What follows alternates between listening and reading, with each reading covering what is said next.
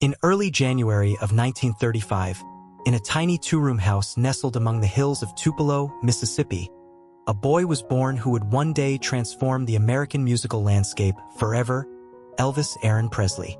His arrival was marked by tragedy. His twin brother, Jesse Garon, was stillborn. That loss left a lasting imprint on his mother, Gladys, who poured all her love and hope into Elvis. He became her comfort, her world, and their bond grew into something more than maternal. It was a fortress, a place where the boy found warmth in an often uncertain world. The Presley family lived in poverty, constantly on the move in search of work and a better life. But despite their hardships, music was always present in their home. It was like a lifeline.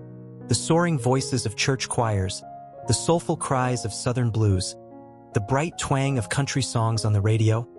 Elvis absorbed it all without knowing that these sounds would one day become the foundation of his own voice. At the age of 10, his mother gave him his first guitar. In his hands, it wasn't just an instrument. It became a secret doorway to another world, one without poverty or sorrow, where there was only rhythm, freedom, and the dream of something greater. In 1948, chasing the hope of a better future, the family moved to Memphis, Tennessee, a city pulsing with rhythm and blues, soul, and the early sounds of rockabilly. For the shy young Elvis, this was a new and intimidating world. He felt like an outsider in school, as if he never quite belonged. But Beale Street became his refuge. There, surrounded by black musicians and performers, he would stand for hours, listening and watching intently, as though searching for something. Perhaps a clue about who he was meant to be. He began to shape his own sound, blending the sacred tones of gospel with the aching soul of blues and the easy swing of country. When words failed, music became his voice. In 1953, after graduating high school, Elvis walked into Sun's studio to record a song as a gift for his mother. A simple gesture of love. But studio owner Sam Phillips heard something more in that voice. Not just power, but passion, longing, and a spark of something new. A year later, Phillips invited Elvis back to make his first real recording. With guitarist Scotty Moore and bassist Bill Black, they recorded That's All Right. It was like lightning in a bottle, a sound no one had heard before. It shocked, thrilled, and awakened something in the culture. And so began a new era, the era of Elvis. He didn't just sing, he lived every song. His voice was rich and sultry like a southern night. His movements bold, raw, and unapologetically real. He blurred genres, broke barriers, and shattered expectations of what music and performance should be. His dance moves scandalized older generations and electrified the youth, because in them, they saw what they had been waiting for. Freedom. Wild, untamed, and undeniable. Elvis Presley started out as a humble boy with a lost twin, a guitar, and a song for his mother. But his journey led him to become the voice of a generation. A voice of sorrow, hope, love, and liberation. In the mid-1950s, America was gasping for change. Youth was rebelling, dreams were growing bolder, and music was tearing through the old rules. It was in this whirlwind of hope and unease that he appeared, young, fearless, with a voice woven from velvet and thunder.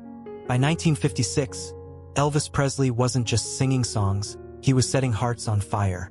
After signing with RCA Records, he released his first major hit, Heartbreak Hotel. It wasn't just a song about pain, it was the voice of a generation hearing itself for the very first time. Soon after, Elvis appeared on television, and it wasn't just his voice that made waves, it was his hips. On The Ed Sullivan Show, cameras respectfully framed only the upper half of his body. Below the waist, there was a wild freedom that the world wasn't quite ready for.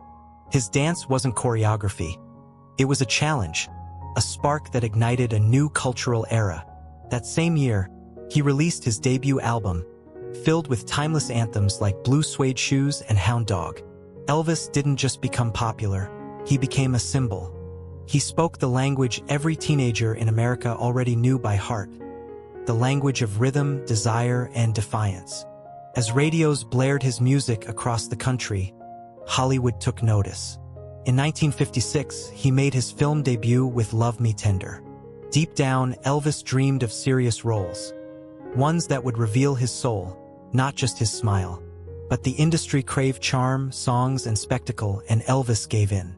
He went on to star in over 30 films, including Jailhouse Rock, Viva Las Vegas, and Blue Hawaii. They were box office hits, though critics remained skeptical, as they often are when someone becomes too beloved by the crowd. Meanwhile, his music never stopped. Don't Be Cruel, All Shook Up, Are You Lonesome Tonight? Each track became a hymn of love, solitude, or longing. His voice offered comfort, his image became iconic, and his concerts transformed into national events. But in 1958, rock and roll fell quiet. For a while, Elvis was drafted into the army and, like millions of others, he went to serve. His journey took him to Germany, and there, far from home, he met someone who would change his life. Her name was Priscilla. She was 14, he was 24. And yet, there was an immediate connection. Fragile, impossible, but unmistakably real. She looked at him with awe, as if he were a hero from another world. He looked at her with a mix of surprise and the tender beginnings of affection. Elvis's life is the story of how a man became a symbol, how a boy with a guitar changed music and hearts forever. It's a story of the tension between dreams and duty, fame and solitude, the roar of the crowd and the silence backstage. With her beauty and maturity, their romance continued long distance after he returned to the United States in 1960, with letters and occasional visits keeping their connection alive. In 1963, at the age of 17, Priscilla moved to Graceland with Elvis's approval, on the condition that she would finish high school. Her parents were initially hesitant but eventually agreed, trusting that she would be well cared for. Living at Graceland, Priscilla became fully immersed in Elvis's world, though she often struggled with his demanding career, his entourage, and the constant presence of other women. Elvis and Priscilla married on May 1, 1967, in a small ceremony in Las Vegas. The wedding was highly publicized but orchestrated by Colonel Tom Parker, Elvis's manager, who insisted on keeping it brief and controlled. Their marriage seemed like a fairy tale, and shortly after, they welcomed their daughter, Lisa Marie Presley, on February 1, 1968. Despite the birth of their daughter, Elvis and Priscilla's relationship became increasingly strained. Elvis's demanding schedule, long nights in Las Vegas, and alleged affairs took a toll on their marriage.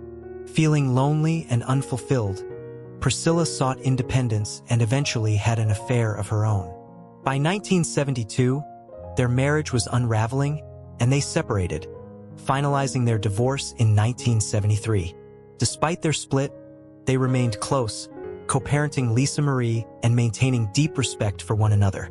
In the years leading up to his death, Elvis Presley's life had become increasingly troubled. By the mid-1970s, his health was deteriorating.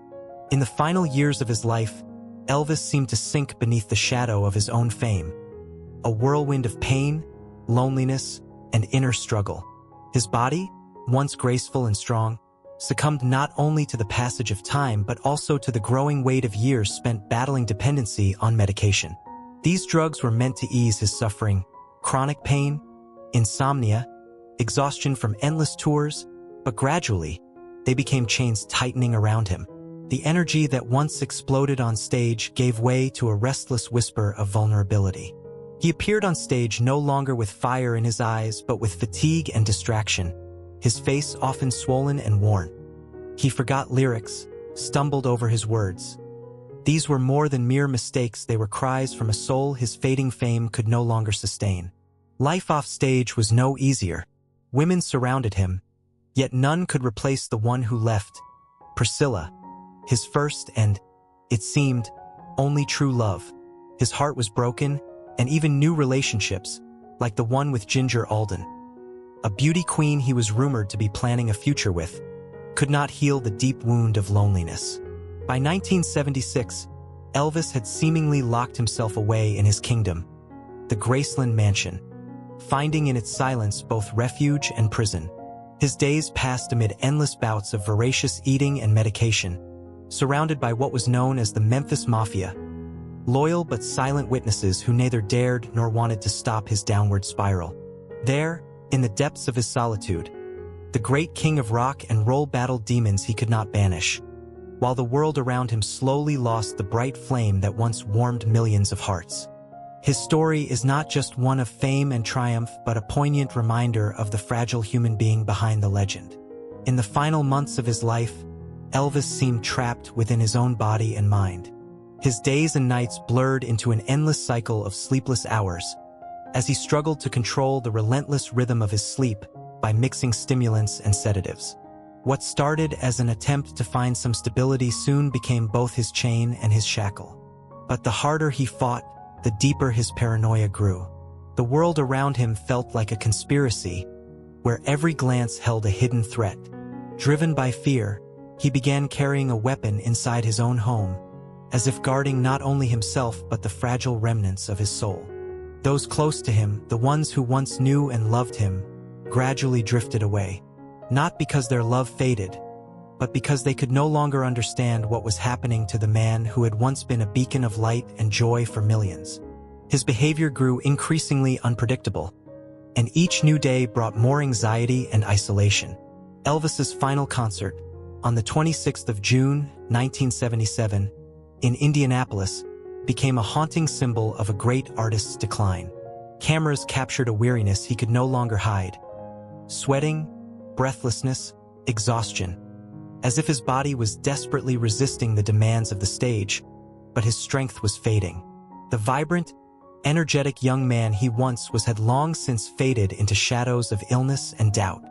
Fans still greeted him with enthusiasm, but those watching closely could see it clearly. Elvis was slipping away. On the evening of the 15th of August, 1977, Elvis was at home, at Graceland, surrounded by those who remained close. Ginger Alden and his team. He tried to hold on to the joy of life by playing racquetball, a rare pleasure that reminded him of better times, of a body that could still move, breathe, and fight. Later, under the cover of night, he retreated to his room, his final solitude, where thoughts and feelings ran too deep and complex to share with the world. This was how one of the brightest lights of the 20th century faded, not with triumph, but through a quiet, painful struggle that touched the hearts of in the quiet hours before dawn on August 16, 1977, Elvis, seemingly half asleep, took a handful of his usual pills, a routine part of his day, yet in that moment, fatefully significant. He told Ginger he was going to read in the bathroom, and that was the last thing she heard from him alive. Around 1:30 in the afternoon, when Ginger entered, she found something that should never have happened. Elvis lying face down on the cold floor, unconscious and not breathing. His body was already losing the warmth of life.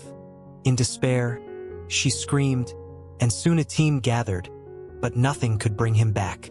At Baptist Hospital, despite the doctor's efforts, the heart of the legend stopped beating precisely at 3:30. The official cause of death was declared a heart attack, but the autopsy soon revealed a tragic truth. His blood was a toxic mix of codeine, Valium, morphine, and other sedatives, a silent battle between life and addiction he had been fighting in secret. The news of the king of rock and roll's death shook the entire world.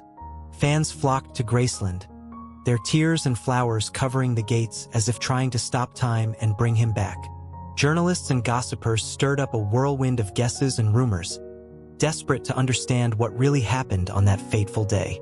This moment forever remains etched in memory not only as the end of an era, but as the tragedy of a man whose fame was both a blessing and a heavy burden. A story echoing with the voices of those who loved him and could not let go. Around the death of Elvis Presley, countless rumors swirled, from accusations of drug abuse to dark conspiracies and even theories that his death was staged. Yet behind all these stories lay one simple, painful truth. Elvis fell victim to his own demons and the overwhelming burden of fame he carried so fiercely on his shoulders. On the 18th of August, 1977, the world paused for a moment as his funeral took place at Graceland. Thousands of fans lined the streets to say goodbye to the king of rock and roll, paying tribute to a man who had become a symbol of an entire era. His body was initially buried at Forest Hill Cemetery beside his mother, But after a terrifying attempt to rob Elvis's grave, his remains were moved to the meditation garden at Graceland, where he now rests alongside his parents and grandmother. Elvis's death marked the end of an era, yet it also secured his eternal title as the king of rock and roll. His legacy only grew stronger over the years. Graceland became a sacred place for millions of fans, and his musical influence continues to inspire new generations.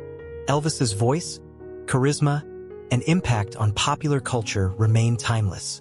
Though the final years of his life were filled with pain and struggle, his name lives forever in the hearts of millions. Elvis Presley is not just a musician but a legend whose story resonates far beyond this world.